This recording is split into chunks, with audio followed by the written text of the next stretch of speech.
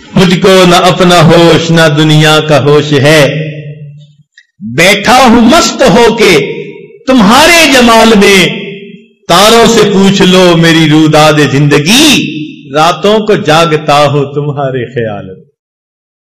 اللہ کی یاد میں راتوں کو جاگتے ہیں۔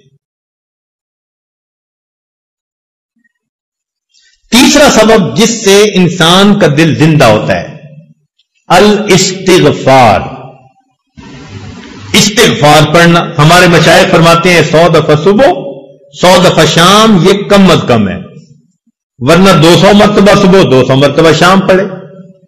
استغفار پڑھنے سے انسان کے دل کی میل دور ہو جاتی ہے۔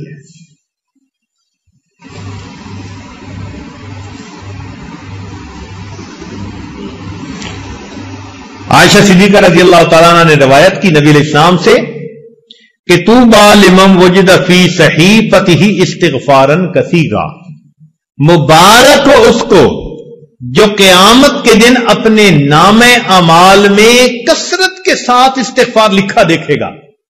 اب بتاؤ یہ کتنا آسان کام ہے۔ آپ کام کر رہے ہیں، جو مرضی کر رہے ہیں، ڈرائیونگ کر رہے ہیں، استغفر اللہ اپنی زبان پہ رکھیں۔ استغفر اللہ کے لفظ پڑھنے میں کون سی مشکل ہے؟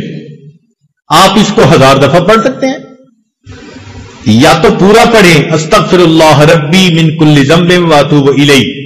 نہیں پڑھ سکتے تو فقط استغفر اللہ بھی پڑھیں گے تو برکت سے خالی نہیں رہے گا۔